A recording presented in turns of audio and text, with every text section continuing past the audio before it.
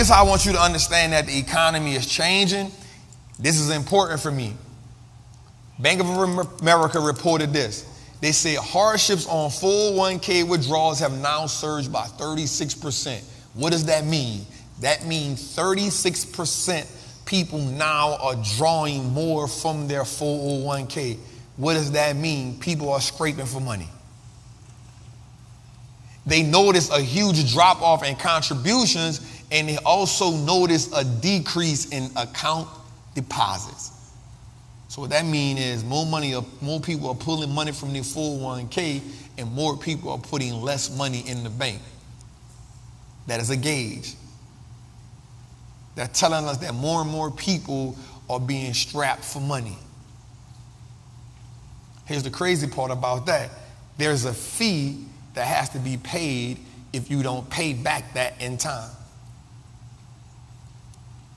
What happens to the person that pulls out $20,000 from their 401k? When do they ever put $20,000 back? Y'all with me? And America don't care about that because, watch this, 90% of banks make majority of their money off lending money and fees. I said something last night when I was sitting at the table with the elite VIP members. I said, you make more money from owning the bank than you do having your money sitting in the bank. Okay, let's make that make sense. If you look at the banks, JP Morgan Chase, if you look at the banks, Bank of America, if you look at the banks, Wells Fargo, if you look at the banks, Citibank, all of them pay dividends for owning that. So not only do you get dividends from the bank, you also get equity from the bank when the stock goes up. But the bank only gives you 0.0 something percent for holding it in the savings. They may give you 3% if they got a high yield savings. But watch this. When you include the dividend and the equity from what the bank is doing, you now make more money from owning the bank than having your money sitting in the bank. Is we trapping? So my goal for everybody in here is, I'm going to be real with you. It's about being in position than it is for being right. How many people own how many people got their money in JP Morgan Chase? If you're in the YouTube, put it in the chat. How many people got their money in JP Morgan Chase? I bet. How many people got their money in Bank of America? I bet. How many people got their money in Wells Fargo? I bet. Now, if you got your money in Navy Fed or something, your money, they ain't on the stock market. But watch this. If you own your money in one of those other banks, Citibank, how many people got their money in there? Yo, you do better owning the bank than having your money just sitting in the bank. Because a dollar that's not moving is a dollar that's what? How many people got their money in the bank just to look at it every day? I know. You want to make sure it's all there. Here's the crazy part that we already know. Your money ain't there anyway, because once you sign up to put your money in the bank, they legally can take 90% of your money and invest it. Did you know that? So now the money that you're looking at on the bank statement, it ain't even much there. It's just digitally there. And the reason why it's just digitally there, because they're putting it there to remind them of what they owe you, not so you can know what you got in the bank. They just need a track record of, oh, all right, $1,000 bet, $10,000 bet. So they just want to keep track of what they owe you. So my question is, if you going to play that game, it's only right that I own 300-400 shares of JP Morgan Chase. Why? One, you're the biggest bank in America. Two, you got more assets than any other bank in America. Three, you draw more revenue than any other bank in America. Four, not only do you have accounts for regular people, individuals, you also are one of the leading underwriters in America. Why not own you? Because I can make more money from you increasing your dividend over the last 15 years, which you've done, than me having my money sitting in the savings account. It's not about playing, it's about playing the game the right way. It's about understanding the rules to the game and seeing how the people who play the game so I can play by the same rules. People listen to Jamie Dimon, right? But Jamie Dimon owns over 3 million shares of JP Morgan Chase. I wonder why. It's the same man that come on TV and tell us more people lend on his word than they do on the president's word. Why? Because he's a leader of the biggest bank in America. They don't care what Joe Biden got to say, but let Jamie Dimon say something. Because these group of people from the book, the creature that the creature from Jekyll Island said one thing to America: I'm gonna let the politicians write the rules, let me control the money. But then one of the billionaires of America said, I don't care who make the rules, let me play with the money. Rockefeller. John D. Rockefeller said, I don't care who make the rules, let me play with the money. And then the bank says, y'all can make the laws, let us play with the money. So they said America care more about laws than money. So what we do, we just gotta follow the blueprint of the people that's doing what? Printing the money. Goddamn. Like, we the only one do a live show with this much production. Like, we bar none, we just different. We not in competition with nobody. To see somebody that looks like us talk about stocks, because I had never seen that before. You know, we buy during the drought, and in recession is the best time to buy. I feel a whole bunch of wealth up in here, y'all. Someone who gives me raw and uncut information. I know how to break down a company. I know how to invest. Being a more confident investor. That Wall Street does look like us, no cliche. I would no longer fertilize my fears. That financial trauma has to be broken. We gotta understand that we are more than consumers. One share at a time can change your life, change your life. What we doing? What we doing? We're printing money, baby. I think over the last couple years, just being in America has made everyone realize that there's no such thing as job security. It's time to take accountability. It's time to be responsible. It's time to make the sacrifices.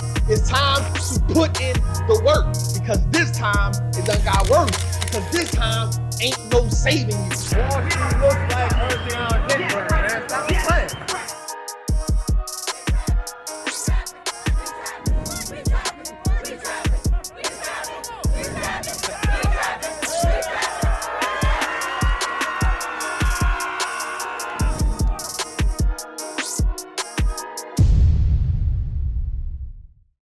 Watch this. The truth about the American downgrade. Here's what I want you to understand. Yo, I was writing this down, and I promise you, as I was writing it down,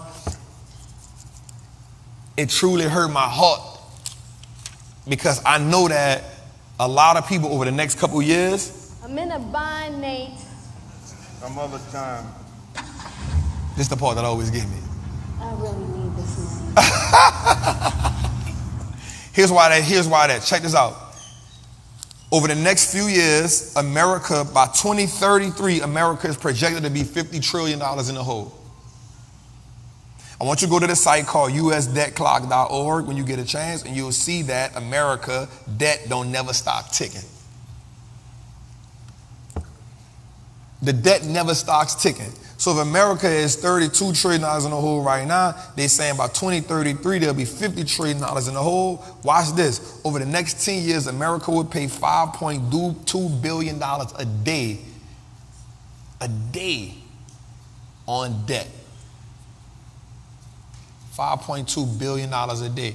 Now, while those numbers may sound crazy, America is going to pay 30% of the revenue that it made to service the debt. Here's what I want you to understand. If America takes on that much more debt, what do you think happens to you as an American citizen?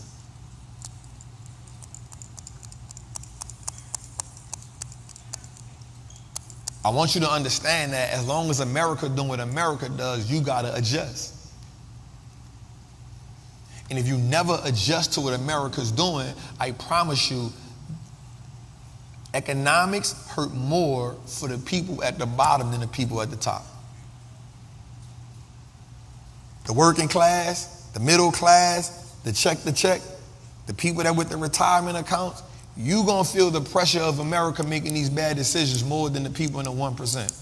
Because they don't care what the price is. You know what they care? I got the money for it. I ain't tripping. Print some more money. I ain't tripping. Because guess what? As gas go up, your wages don't go up. As cost of food go up, you ain't getting more an hour. So the check is losing purchasing power. Is that making sense? The check is losing purchasing power while you are using your greatest asset to make money. And if cash is a depreciating asset, and time is the best asset that you have, you're actually giving up the best thing you have for one of the worst things you can own. Jose, I think that went over the head. I think that went over the head. Because everybody the reason why you're looking at your account because you want to watch the money. How much money I got in there? But once you realize that money is a tool, not a goal, you don't cherish the money more than you cherish the asset that can make you more money. While $1 million is good, I'm going to keep it real with you. I won't have a couple million in assets. I don't care about the money. The asset is what buy me freedom. Question, how many people we know working 2 jobs? Harsh reality, working those 2 jobs, how far have you seen people really get ahead? What happens is the only way that we think we can get ahead is by working more jobs. Now, understanding that a life lived off profit is way better than a life lived off wages. I like when Jose make that noise. He be going,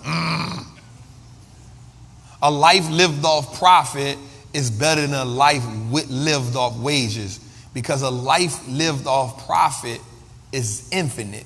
There's no amount of money. Profit is infinite. You know for a fact that your job will cap you out. You know for a fact as a business, the work that needs to be put in to create those wages.